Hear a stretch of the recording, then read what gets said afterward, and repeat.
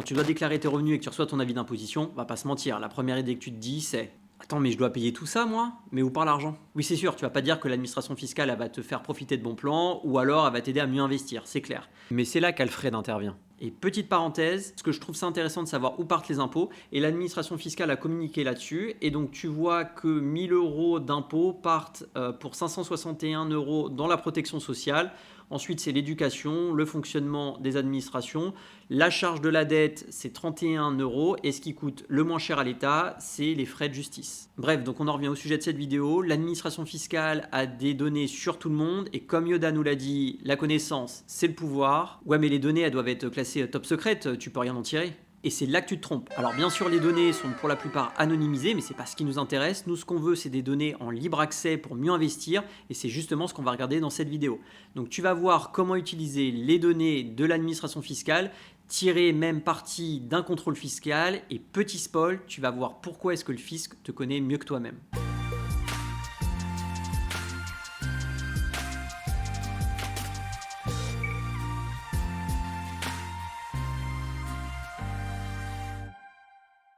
Salut, c'est Gabriel. Alors petit rappel, comme d'habitude, je ne suis pas conseiller financier, Alfred non plus, donc tout ce que tu vas voir dans cette vidéo, c'est pas un conseil en investissement. Alors on va parler de choses diverses et variées, donc tous les sujets vont peut-être pas forcément t'intéresser. Je vais mettre des chapitres, donc n'hésite pas à les passer si ça t'intéresse pas. Et on va commencer par l'immobilier. Que tu sois propriétaire ou locataire, que tu aies envie d'acheter l'appartement de tes rêves ou tout simplement connaître la valorisation de ton bien, tu es forcément un petit peu dans le flou quand il s'agit de l'estimer. Et donc pour ça, l'administration fiscale va clairement t'aider parce qu'elle va mettre à ta disposition de manière complètement gratuite la base de données DVF. Et donc DVF, en fait, ça va être une base qui va regrouper toutes les transactions immobilières sur la France entière. On va regarder ça juste après. Et ce depuis 2018. Et en fait, j'ai fouillé un peu, tu peux même avoir des bases de données antérieures à cette date-là. Aucune personne ne peut s'opposer à ça, donc il y a vraiment toutes les transactions. Elles sont bien sûr anonymisées, donc ça veut dire que tu n'auras pas le nom de l'acheteur et du vendeur, mais ce n'est pas ce qui nous intéresse. Nous, ce qu'on veut voir, c'est la valorisation d'un prix au mètre carré. Et donc tu vois, donc, le prix affiché, il s'agit d'un prix net vendeur. Donc dans ce cadre-là, tu n'auras pas les frais d'agence ni les frais de notaire.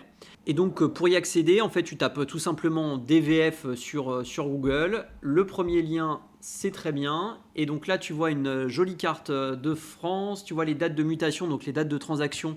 Donc là, tu ne peux pas remonter avant 2020, mais comme je te l'ai dit, tu peux y accéder sur Internet, mais pas sur la carte interactive. Et après, tout simplement, tu vas cliquer. Donc on va commencer par exemple sur Paris. On va se positionner par exemple ici dans le 14e au hasard. On va prendre celui-là par exemple, il a l'air pas mal. Et donc là, tu vois tout ce qui est en bleu, ça veut dire qu'il y a eu des transactions donc dans l'échelle de calendrier qui est ici. Et donc là, tu vois que le 3 février 2020, il y a eu un bien qui s'est vendu à 1 272 000 euros. Et le bien, c'était un 4 pièces et qui faisait 104 mètres carrés. Et tu vois, ce qui est intéressant, c'est que là, tu vois, en 2020, donc il y a un appartement de 103 mètres carrés, un 4 pièces qui s'est vendu à 1,2 million. Et 2 ans après, 103 mètres carrés, toujours un 4 pièces, donc je pense que c'est le même, il est passé à 1,5 million. Donc là, ça permet de voir la valorisation. Donc après, bien sûr, on ne voit pas s'il y a eu des travaux et autres, mais en tout cas, tu vois que le bien, c'est plutôt bien apprécié, parce que je pense qu'il s'agit du même bien. Et après, ça te permet aussi de voir toutes les transactions sur un quartier. Tu vois qu'aussi dans une même adresse, alors ça peut être des immeubles forcément un peu plus importants, mais pareil, tu vois si l'immeuble est liquide, enfin s'il y a beaucoup d'achats et ventes dans l'immeuble, dans le quartier.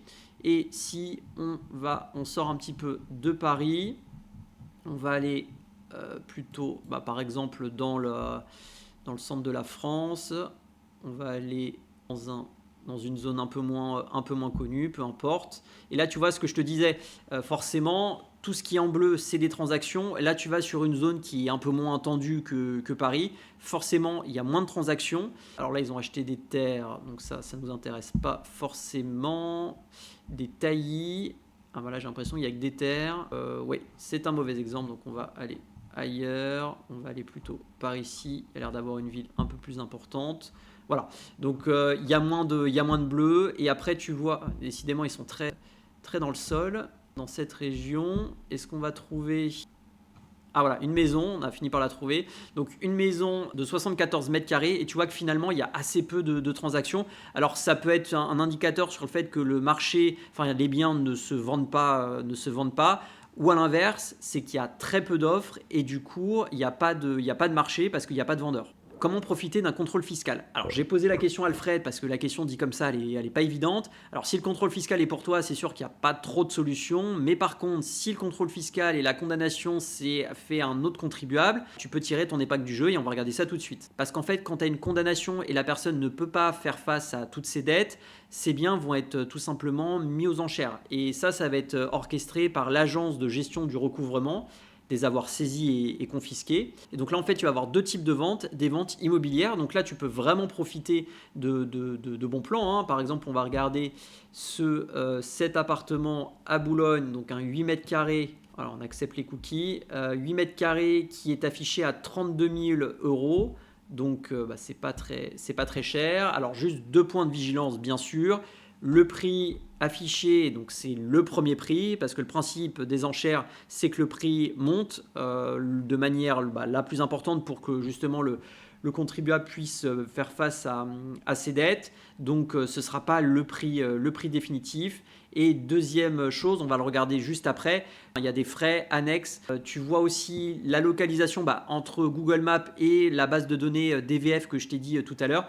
Tu peux voir très vraisemblablement à combien a été acheté cet appartement et te faire tes petits calculs. Ouais, c'est sympa Gabriel, mais bon, j'ai pas envie de m'acheter un appartement. Est-ce que je peux quand même profiter d'un contrôle fiscal? Bien sûr, et en fait, tu as vraiment deux types d'enchères. Tu as les ventes immobilières et les autres ventes. Et dans les autres ventes, finalement, tu as un peu de tout. Tu as des bateaux, tu as des voitures, tu as des motos, tu as des montres, tu as des objets de collection. Donc on va regarder un peu tout ça. Et ce que je te disais juste, point de vigilance, c'est notamment les frais, puisque quand tu es en vente judiciaire, il faut rajouter à peu près 14-15% de frais en plus sur le prix de vente affiché. Et là, donc là, tu as enchère qui permet de saisir. Donc en fait, il faut s'inscrire si tu veux participer aux enchères. Et là, après, tu peux regarder le catalogue. Donc par exemple, on va regarder, je sais pas, tiens, BD, manga, ça peut être sympa. Là, qu'est-ce que c'est? T'as des Black et Mortimer. Voilà, t'as différentes choses. Franklin, la petite voiture, ça doit être Tintin, ça. Ah, pas du tout, c'est Spirou, ok.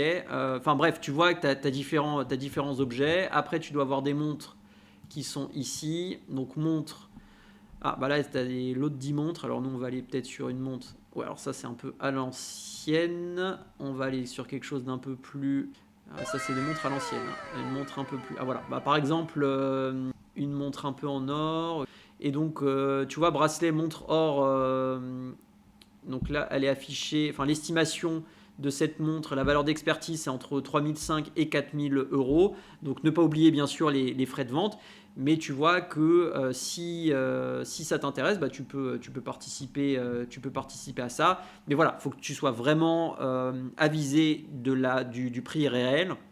Ça, c'est le premier point. Et deuxième point, te fixer des limites parce que tu peux vite te prendre au jeu de monter les enchères parce que tu veux vraiment le bien. Mais tu vois, ça te permet finalement de profiter de biens à valeur décotée. Ça, c'est le premier point. Deuxième point, tu peux l'utiliser pour Noël. Enfin, ça peut être des idées cadeaux sympas. Et après, en général, les ventes sont organisées selon différentes catégories. Donc là, par exemple, tu as une vente qui s'est achevée. Et là, on était vraiment que sur des lingots d'or. Et tu peux regarder le catalogue pour te donner un peu aussi un historique des ventes passées. Alors, qui peut t'aider à payer moins d'impôts, Alfred?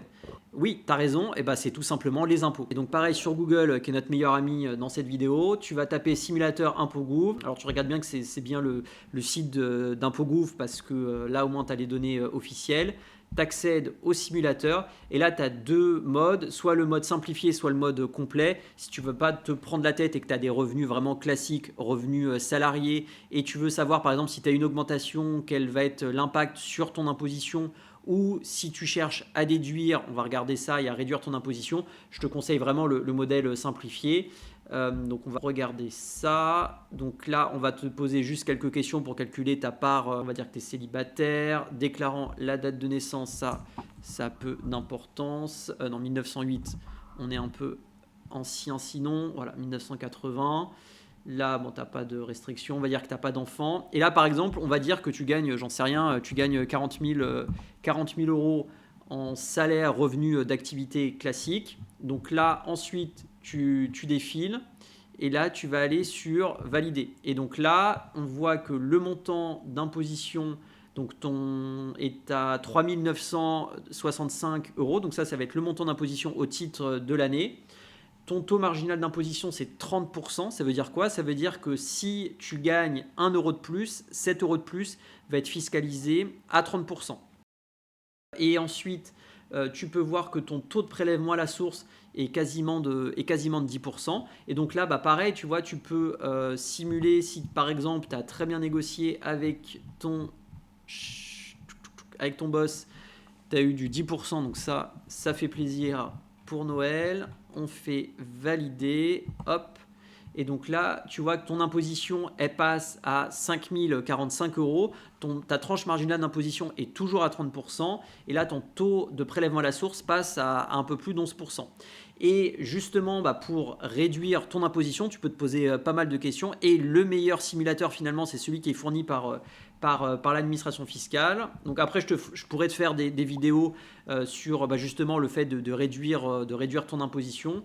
Mais on va partir sur quelque chose d'assez simple, sur par exemple un PER. Donc PER, on va dire que que tu veux verser par exemple 3 000 euros. Ton plafond, parce que sinon il va pas, on va dire que tu as un plafond de versement de 5 000 euros. Et là, logiquement, ton imposition va diminuer. Voilà, et diminue de 4 145 euros. Et donc avec toujours tes 30% de tranche marginale d'imposition, et forcément ton taux de prélèvement à la source diminue. Et donc en fait, ça va te permettre de te projeter dans ton budget, de l'actualiser en fonction soit d'une augmentation de salaire, soit parce que tu souhaites réduire ton imposition et tu ne sais pas comment agir. Et donc là, clairement, tu as la réponse. Tu te rappelles en intro, je t'ai dit que l'administration fiscale te connaît mieux que toi-même. Un peu comme ta mère ou ta femme, ça dépend des cas. Je vais te prendre en fait mon exemple concret. Mes parents m'avaient ouvert un compte quand j'étais mineur, donc j'avais connaissance bien sûr de ce compte-là. Quand je suis passé majeur, j'ai demandé la clôture de ce compte. Je pensais naïvement que ça avait été fait, et en fait, que nenni. C'est encore utilisé cette expression ? Oui, en fait, parce que j'étais très surpris. J'ai demandé en fait à l'administration fiscale de me fournir tous les comptes sur lesquels j'étais titulaire, et il y avait ce fameux compte-là. Et en fait, cette base de données-là, tu peux y accéder gratuitement. Il faut juste écrire à l'administration fiscale pour consulter le fichier FICOBA. Donc FICOBA, ça va être le fichier qui va regrouper, ce que je te disais, tous les comptes bancaires sur lesquels tu es titulaire. Et en fait, ça va être l'administration fiscale qui va se rapprocher de toutes les banques pour savoir si tu as un compte chez eux, au regard de ton état civil et de ton identifiant fiscal. Et donc ça te permet, moi en l'occurrence j'avais, bon c'est pas grand chose, hein, je crois que j'avais 10 ou 15 euros, je sais plus, mais bon c'est toujours ça te prix Alfred et preneur. Et en plus, même au-delà de ça, tu peux par exemple, et ça peut arriver, avoir ton grand-père, ta grand-mère, enfin bref, une personne qui t'ouvre un compte sans que tu sois forcément au courant quand tu étais mineur par exemple. Et du coup, avec Ficoba, tu vas voir le listing, donc tu n'es pas à l'abri d'une bonne surprise. Et ça, les bonnes surprises, on prend. Et autre exemple, alors je t'ai fait une vidéo sur l'assurance vie, donc je ne vais pas revenir sur le fonctionnement. Normalement, quand un contrat d'assurance vie se dénoue, c'est-à-dire qui est clôturé parce que la personne est décédée, du coup, les choses normalement se passent bien. Mais si la clause est mal rédigée ou si le bénéficiaire a été mal désigné, l'assureur peut avoir des difficultés pour le retrouver. Et du coup, toi, si tu as connaissance d'un décès et tu penses être bénéficiaire d'un contrat d'assurance vie, tu peux demander à l'AGIRA. L'AGIRA, donc c'est un organisme qui en fait va contacter tous les assureurs de la place pour savoir si tu es bénéficiaire d'un contrat d'assurance vie. Donc il faut que tu joignes la copie de l'acte de décès de la personne. Et en fait, ils vont donc contacter toutes les compagnies. Si tu es désigné bénéficiaire, et du coup, ça va te permettre de prendre contact directement avec eux pour récupérer les fonds, les capitaux. Et après, il y a différents délais. Tu vois que finalement, si l'assureur a un petit peu traîné, sachant qu'ils avaient toutes les pièces pour le faire, il y a un taux d'intérêt, donc ça qui est plutôt sympa, parce que ça les incite à te verser les fonds le plus tôt possible. Ça, c'est légal et c'est parfaitement normal. Et attention, parce que passé 10 ans, c'est plus compliqué de récupérer les fonds, parce que là, pour le coup, va falloir s'adresser à la caisse de dépôt et des consignations, parce que les fonds sont potentiellement en déshérence. Et donc tout ce qu'on a fait dans cette vidéo, c'est utiliser des bases de données qui sont complètement gratuites. Dans l'immobilier, c'était des bases de données qui sont sur des transactions passées, donc ça ne va pas refléter le prix, le potentiel de revalorisation, mais en tout cas, ça te permet quand même de savoir à quel prix le bien a été acheté pour mieux négocier par exemple, et identifier des points de marché ou des marchés qui sont peut-être moins liquides, donc avec des points de vigilance. Et deuxième point sur les ventes aux enchères, donc tu vois que ça te permet de profiter de bons plans, soit pour investir, soit tout simplement pour te faire plaisir. Et ne pas hésiter à utiliser Ficoba et l'autre point sur l'Agira pour récupérer potentiellement des fonds. Voilà, c'est déjà fini pour cette vidéo. Un grand merci à toi de l'avoir regardé jusqu'au bout.